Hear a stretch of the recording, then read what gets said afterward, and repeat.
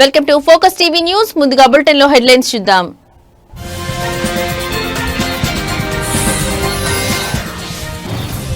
స్థానిక సమరమే లక్ష్యం. ఈ నెల 15న కామారెడ్డిలో కాంగ్రెస్ భారీ బహిరంగ సభ.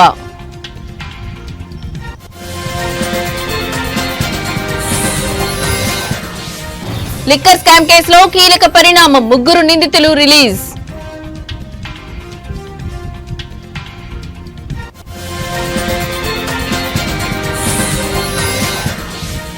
వరంగల్లో థ్రిల్లర్ సీన్. భారీ వర్షంతో వరదలలో చిక్కుకున్న బస్సులు.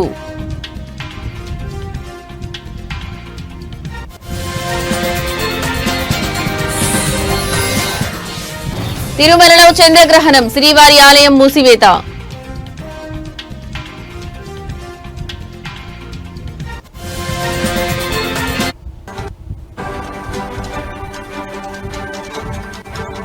ఏమైంది?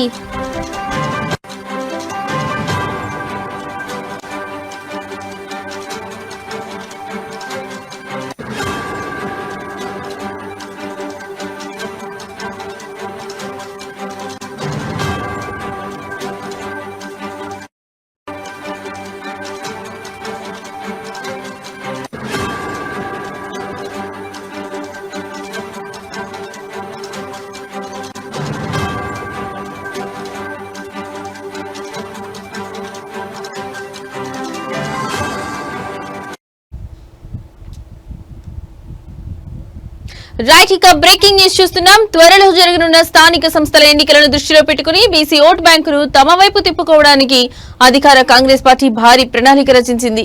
బీసీలకు 42% రిజర్వేషన్లు కల్పించే దిశగా ప్రభుత్వం తీసుకున్న చర్యలను ప్రజల్లోకి బలంగా తీసుకెళ్లేందుకు ఈ నెల 15న కామారెడ్డిలో బీసీ డిక్లరేషన్ విజయోత్సవ సభను అత్యంత ప్రతిష్టాత్మకంగా నిర్వహించాలని నిర్ణయించింది. ఈ సభ ద్వారానే స్థానిక ఎన్నికల ప్రచారానికి శంఖారావం పూరించాలని భావిస్తోంది.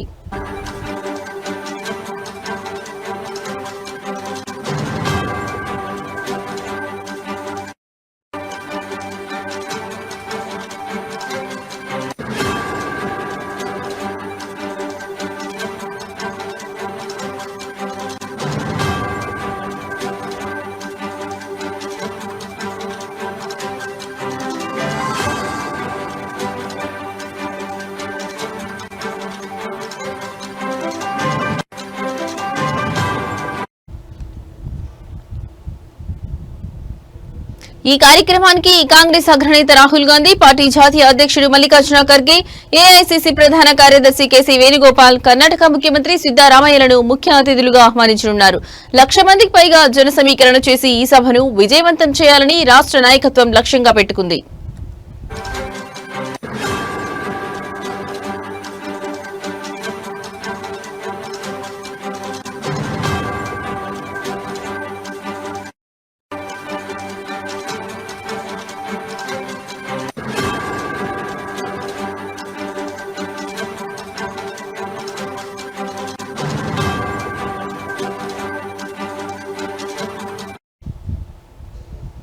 సభ నిర్వహణ ఏర్పాట్లపై చర్చించేందుకు హైదరాబాద్ లో ప్రభుత్వ సలహాదారు షబ్బీర్ అలీ నివాసంలో ముఖ్య నేతలు సమావేశమయ్యారు. ఈ భేటీలో పీసీసీ అధ్యక్షుడు మహేష్ కుమార్ గౌడ్, మంత్రులు పొంగిరెడ్డి శ్రీనివాసరెడ్డి, సీతక్క పాల్గొని జన సమీకరణ సభ ఏర్పాట్లపై చర్చించారు. దీనికి కొనసాగింపుగా ఆదివారం కామారెడ్డి పట్టణంలో మరో ముఖ్యమైన సన్నాహక సమావేశం జరగనుంది.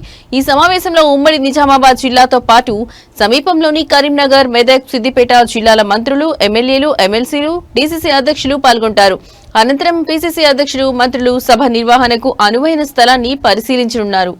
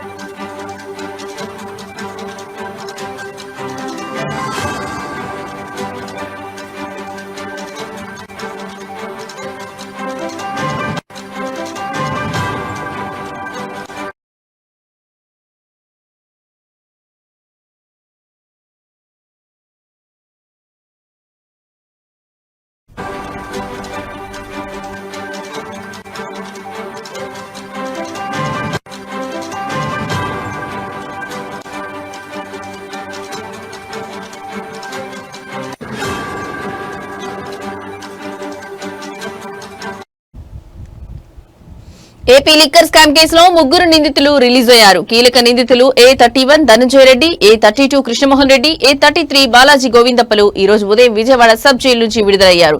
జైలు వద్ద 3 గంటల హైడ్రామా తర్వాత నిందితులు విడుదలయ్యారు. అనంతరం ముగ్గురు నిందితులు తమ నివాసాలకు వెళ్లిపోయారు. విజయవాడ జైలు అధికారులు కావాలని తమని ఆలస్యంగా విడుదల చేశారని నిందితులు తెలిపారు.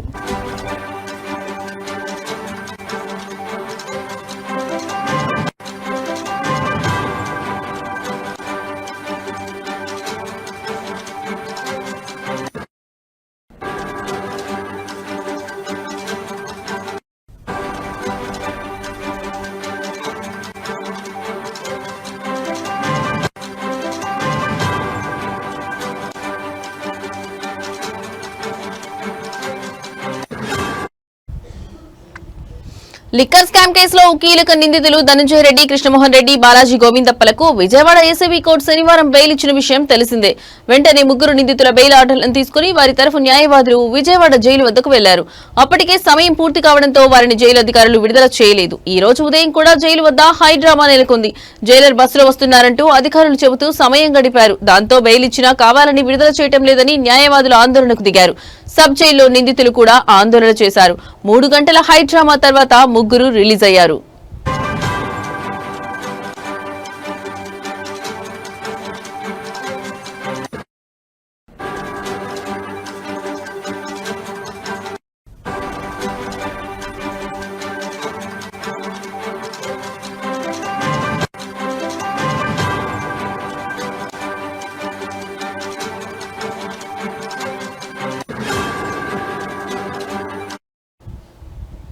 ముగ్గురు నిందితులకు ఏసీబీ కోర్టు ఇచ్చిన బెయిల్ను సవాల్ చేస్తూ హైకోర్టులో ప్రభుత్వం హౌస్ మోషన్ పిటిషన్ దాఖలు చేసింది.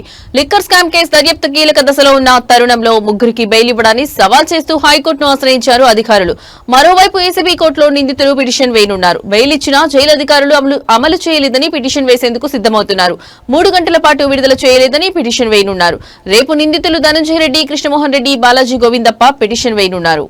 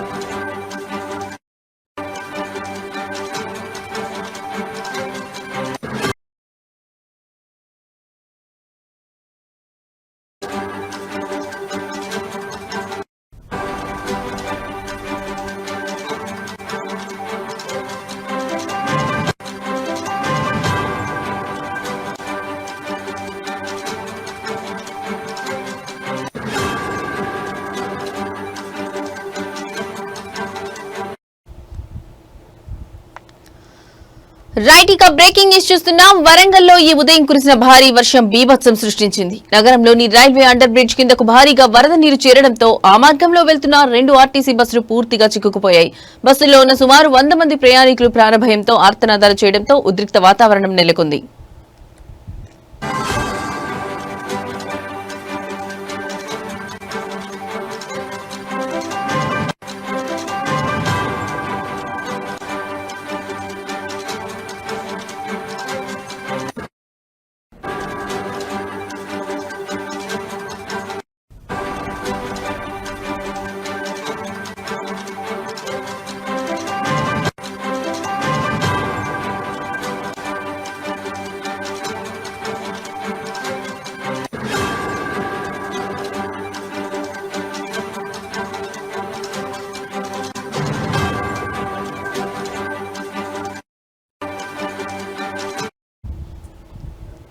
అన్నారం, మహబూబాబాద్ ప్రాంతాల నుంచి వస్తున్న 2 ఆర్టీసీ బస్సులు ప్రయాణికులతో వరంగల్ చేరుకున్నాయి. అయితే ఉదయం కురిసిన కుండపోత వానకు రైల్వే అండర్ బ్రిడ్జ్ పూర్తిగా జలమయమైంది. లోతును అంచనా వేయలేక ముందుకు వెళ్లిన బస్సులు వరద నీటిలో చిక్కుకోవడంతో ఇంజిన్లు ఆగిపోయి మధ్యలోనే నిలిచిపోయాయి. నీటి మట్టం క్రమంగా పెరుగుతుండటంతో బస్సులోని ప్రయాణికులు తీవ్ర భయాందోళనకు గురై కేకలు వేశారు.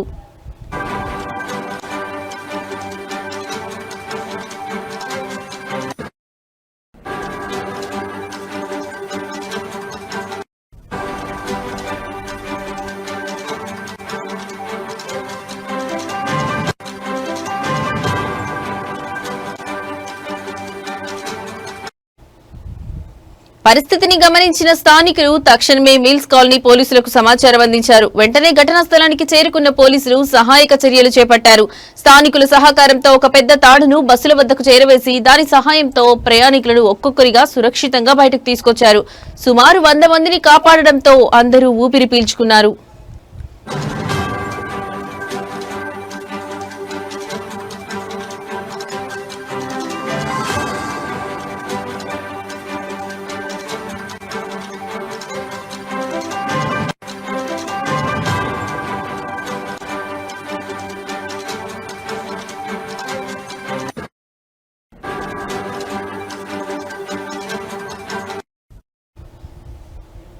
ఈ ఘటన అనంతరం పోలీసులు ముందు జాగ్రత్త చర్యగా ఆ మార్గాన్ని పూర్తిగా మూసివేశారు. వాహన రాకపోకలను మరో దారికి మళ్లించారు. పోలీసుల సత్వర స్పందనతో పెను ప్రమాదం తప్పిందని ప్రయాణికులు స్థానికులు తెలిపారు.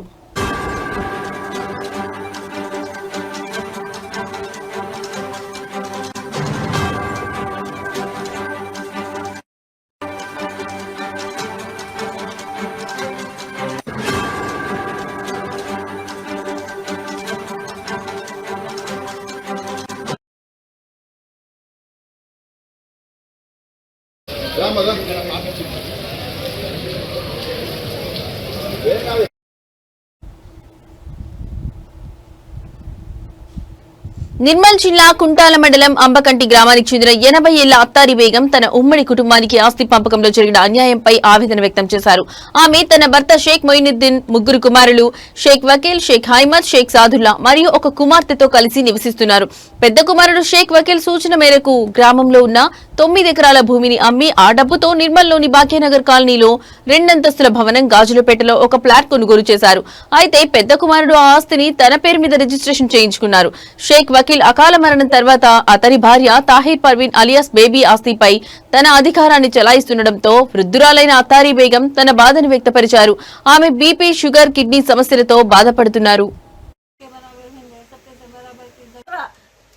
नहीं देने लगी बेटा, वहाँ क्या करूँ मैं बेटा। अनिल बेटा एक था बेचे और एक था उन्होंने बेच ले रहा, उन्होंने बेच ले रहे, कोर्स अभी रखे नहीं, बेच ले रहे, खा रहे, उन्होंने क्या करना। 3 बेटे का है मेरे, 3 बेटे है मेरे बेटा, उन्हें एक जना को मारगा मगर दोनों को तो नहीं दे रही बेटा, क्या करूँ क्या नहीं। मेरी जिंदगी ये मरते खतू जाए कुछ भी नहीं बेटा। वो फ्लैट तुम खरीदे या बेटा खरीदे, उसमें हिस्सेदारी फिर बेटों की है कि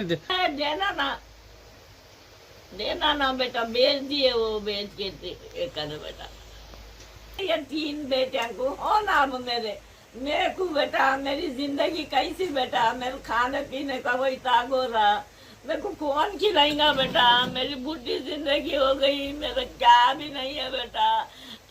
पहनेंगे बोले तो कपड़ा नहीं, खाएंगे बोले तो अनाज नहीं, कौन बोले उसमें रहने को नहीं देते तुम्हारे को? रहने को क्या, उन्हें आनंद नहीं देने लगी, देती तो बोली कुछ भी नहीं देती, बोली दे एक रूम दे, बोली एक रूम का किराया तो भी देगा। मैं बोले तो मैं नहीं देती, करी बेबी बड़ी बहू नहीं देती, मैं कहीं को देती तुम्हारा बोली जी बेटा, मैं क्या करूँ बेटा, ऐसा करी जी।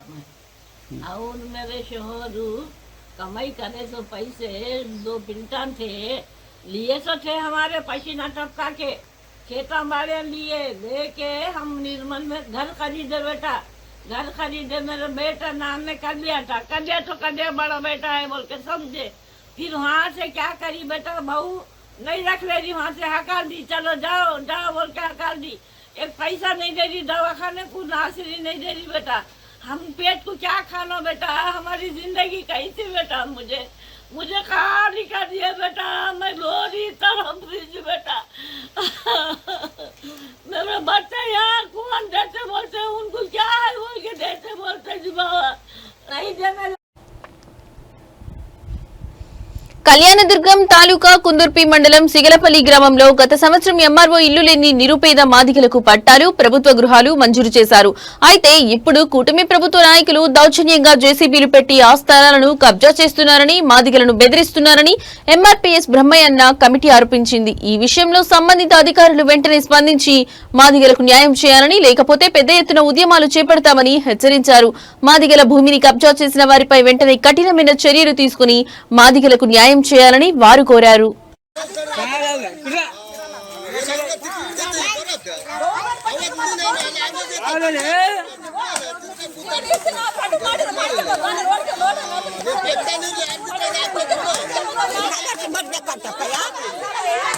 కలెక్టర్ వస్తారు నోటుకు వచ్చి మాట్లాడతా.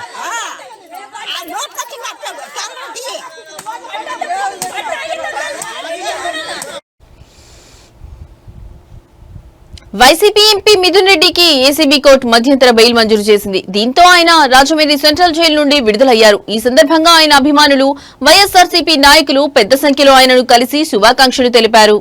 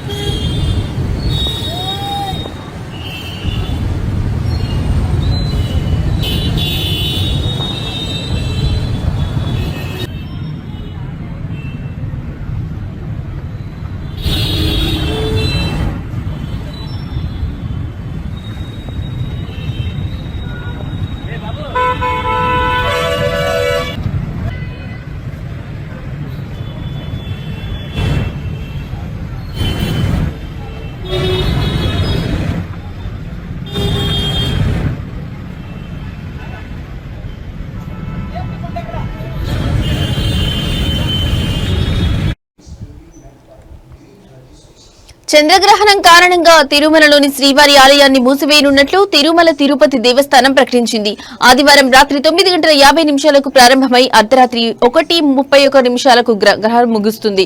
ఈ నేపథ్యంలో ఆదివారం మధ్యాహ్నం 3:30 శ్రీవారి ఆలయంతో పాటు తిరుమలలోని అన్న వితరణ కేంద్రాలను కూడా మూసివేస్తారు. తక్కువ సమయం ఉన్నందున సుమారు 30,000 నుంచి 35,000 మంది భక్తులకు మాత్రమే దర్శనం కల్పించే అవకాశం ఉందని టీటీడీ అదనపు ఈవో వెంకయ్య చౌదరి తెలిపారు. అన్న వితరణ కేంద్రాలు మూసివేయనున్నందున 50,000 పులిహోర, బిస్కెట్ ప్యాకెట్లను పంపిణీ చేస్తామని తెలిపారు. రేపు గ్రహణం ముగిసిన తర్వాత ఆలయాన్ని శుద్ధి చేసి సుప్రభాత సేవ అనంతరం తిరిగి తెరుస్తామని చెప్పారు. వీఐపీ బ్రేక్ సిఫార్సు లేఖలను రద్దు చేశామని కూడా ఆయన పేర్కొన్నారు.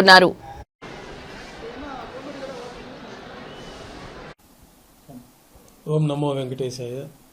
తిరుమల శ్రీవారాలయంలో ఈ నెల 7వ తేదీ పౌర్ణిమ ఆదివారం నాడు సంపూర్ణ రాహుగ్రస్త చంద్రగ్రహణం ఏర్పడుతున్న సందర్భంగా శ్రీవారాలయంలో ఉదయం సుప్రభాత సేవతో కైంకర్యాలు ప్రారంభించి ఆ రోజు సాయంత్రం 3:30 గంటలకి ఏకాంత సేవ ముగించుకొని శ్రీవారాలయంలో మూసివేయబడుతుంది. తిరిగి మరుసటి రోజు సుప్రభాత సేవతో శ్రీవారాలయం శుద్ధి పుణ్యావచన కార్యక్రమాలు పూర్తయిన తర్వాత యథావిధిగా కైంకర్యాలు ప్రారంభమవుతాయి. ఈ రాహుగ్రస్త చంద్రగ్రహణం రాత్రి 9:50 ప్రారంభమవుతుంది. తిరిగి తెల్లవారుజామున 1:30 గ్రహణం సంపూర్ణమవుతుంది. ఈ గ్రహణం కుంభరాశిలో జరుగుతుంది. శతభిష నక్షత్రము, ఉత్తరాభాద్ర నక్షత్రం వాళ్ళు ఈ గ్రహణాన్ని సందర్శించకుండా ఉండడం మంచిది. ఈ గ్రహణ కాలంలో శాంతిలు, జపాలు ఇట్లా పూజా కార్యక్రమాలు చేసుకోవచ్చును. భక్తులందరూ కూడా ఈ యొక్క గ్రహణం రోజున శ్రీవారి ఆలయంలో దర్శనం 3:30 గంటలకు పూర్తి అవుతుంది. ఆ రోజు శ్రీవారి ఆలయంలో అన్ని ఆర్జిత సేవలు కూడా రద్దు చేయబడి ఉన్నాయి. కళ్యాణోత్సవం మాత్రం సర్కారు కళ్యాణోత్సవంగా నిర్వహించబడుతుంది. మిగతా పూంజల సేవ, ఆర్జిత బ్రహ్మోత్సవం, సహస్ర దీపాలంకరణ సేవ, ఈ సేవలన్నీ కూడా ఈ చంద్రగ్రహణం సందర్భంగా రద్దు చేయబడి ఉన్నది. యాదాద్రి భువనగిరి జిల్లా మునుగోడు నియోజకవర్గంలోని సంస్థ నారాయణపురం మండల కేంద్రంలో ఉన్న కస్తూరిబా బాలికల పాఠశాలలో 62 లక్షల వ్యయంతో అదనపు తరగతి గదుల నిర్మాణానికి శంకుస్థాపన చేసిన అనంతరం పాఠశాల మొత్తం పరిశీలించారు. మునుగోడు శాసనసభ్యులు కోమటిరెడ్డి రాజగోపాల్ రెడ్డి విద్యార్థినుల సంఖ్యకు సరిపడా తరగతి గదులు, డార్మిటరీ హాల్స్, బాత్రూంలు, టాయిలెట్స్, ప్లే గ్రౌండ్ లాంటి మౌలిక సదుపాయాలు ఉన్నాయా అని ఆరా తీశారు. పాఠశాలలో ఎటువంటి సమస్యలు ఉన్నాయని విద్యార్థులను అడిగి తెలుసుకున్నారు. ప్రతి తరగతి గది, డార్మిటరీ హాల్ పరిశీలించి విద్యార్థినుల సంఖ్యకు సరిపడా అదనపు తరగతి గదుల నిర్మాణం, నూతన డార్మిటరీ హాల్స్ తో పాటు 12 మంది విద్యార్థినులకు ఒక్కో టాయిలెట్ బాత్రూమ్స్ చొప్పున ఉండేలా సరిపడా నిర్మిస్తామని హామీ ఇచ్చారు. కస్తూరిబా బాలికల పాఠశాల పరిసరాలని కలియ తిరుగుతూ ప్లే గ్రౌండ్ ఎలా ఉండాలి, ఎటువైపు డార్మిటరీ హాల్స్, అదనపు తరగతి గదులు ఉండాలనే అంశంపై సంబంధిత అధికారులతో చర్చించి పలు సూచనలు చేశారు.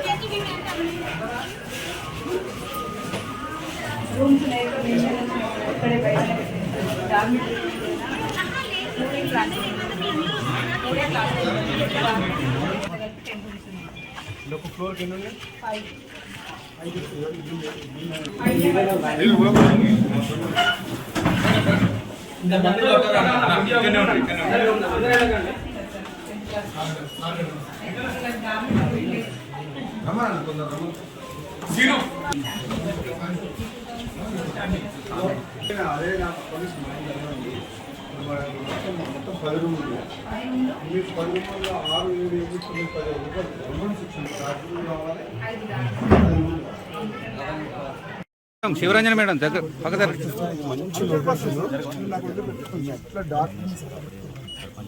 ఇక్కడ చూడండి సార్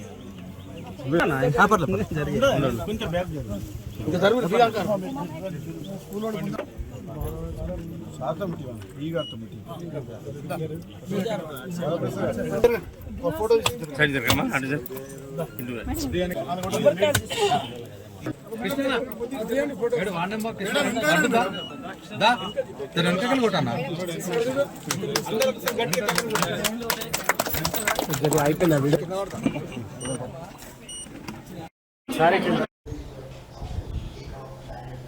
ఏలూరు జిల్లా కొయ్యలగూడెం మండలం గవరవరం గ్రామంలో జనసేన నాయకుడు బాబురావు సెల్ టవర్ పైకి ఎక్కి హల్చల్ చేశారు. తమ గ్రామంలో పంచాయతీ ఎన్నికలు నిర్వహించాలని డిమాండ్ చేస్తూ టవర్ పై నుంచి దూకేస్తానని సెల్ఫీ వీడియోలో బెదిరించారు. 2013 తర్వాత తమ గ్రామంలో ఎన్నికలు జరగలేదని ఆయన ఆవేదన వ్యక్తం చేశారు. పంచాయతీ ఎన్నికలపై కోర్టు తీర్పు ఉండడంతో 2021లో ఎన్నికలు జరగలేదని, ఈసారి జనవరిలో ఎన్నికలు నిర్వహించి జనసేన పార్టీ పోటీ చేయాలని ఆయన డిమాండ్ చేశారు. పంచాయతీపై కేసులు పెట్టిన వారు వాటిని ఉపసంహరించుకోకపోతే దూకేస్తానని బెదిరించారు. స్థానికులు నచ్చజెప్పడంతో బాబురావు టవర్ పై నుంచి కిందకు దిగారు.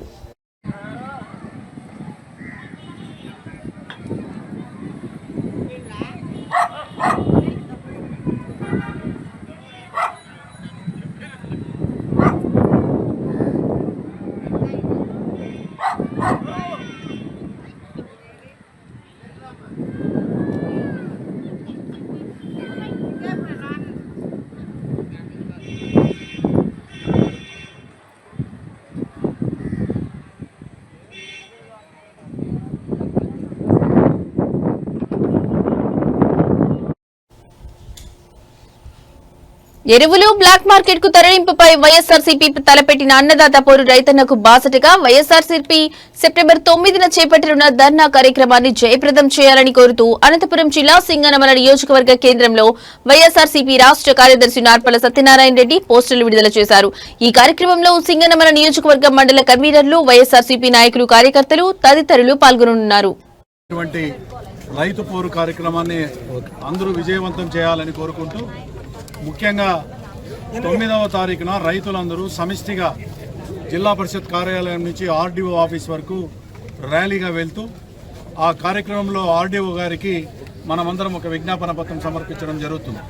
ముఖ్యంగా ఈ రాష్ట్రంలో ఉన్నటువంటి ఎరువు కొరత, ఎరువుతో పాటు ఇతర ఎరువులను కూడా సరైన ధరకు ఇవ్వాలని, అదేవిధంగా ఎరువులతో పాటు ఈ ప్రభుత్వం వచ్చినప్పటి నుంచి ఈ రైతాంగం తరపున ₹1 కూడా ఇంతవరకు ఇన్సూరెన్స్ చెల్లించలేదు కాబట్టే గత ఏడాది కూడా ఈ జిల్లా రైతాంగం పెద్ద ఎత్తున వెనుకబడిపోయింది, పెద్ద ఎత్తున దగాబడింది. అదేవిధంగా ఈ సంవత్సరం కూడా ఇంతవరకు కూడా ఇన్సూరెన్స్ చెల్లించమని కూడా చెప్తున్నారు. ఇంతకంటే దుర్మార్గం ఏమైనా ఉందా అని చెప్తా ఉన్నాం. ఇన్సూరెన్స్ చెల్లించి ఉంటే తప్పకుండా కూడా ఈ జిల్లాలోని రైతాంగం బాగుపడేది. అదేవిధంగా గడిచిన జగన్మోహన్ రెడ్డి గారి ప్రభుత్వంలో 2019 నుంచి 24 వరకు ఏ సీజన్కి ఆ సీజన్, అంటే ఖరీఫ్ అయితే ఖరీఫ్, రబీ అయితే రబీ, ఎక్కడైనా పంట నష్టం జరిగితే అది అరటి కానీ, హార్టికల్చర్ కానీ, అగ్రికల్చర్ కానీ, ఈ రెండులో ఏ పంట నష్టం జరిగినా కూడా అదే ఏడాది, అంటే కేవలం ఆ ఖరీఫ్ సీజన్లో అయితే ఖరీఫ్ సీజను, రబీ అయితే రబీలోనే పంట నష్టం చెల్లించడం పెద్ద ఎత్తున జరిగేది. కానీ ఈ ప్రభుత్వం వచ్చి ఇప్పటికీ 15 నెలలు పూర్తి అయినా కూడా ఇంతవరకు ₹1 ఇన్పుట్స్ తెలుగుదేశం పార్టీ. ఇవి ఇప్పటి వరకు నా బులెటిన్ అప్డేట్స్. నమస్తే.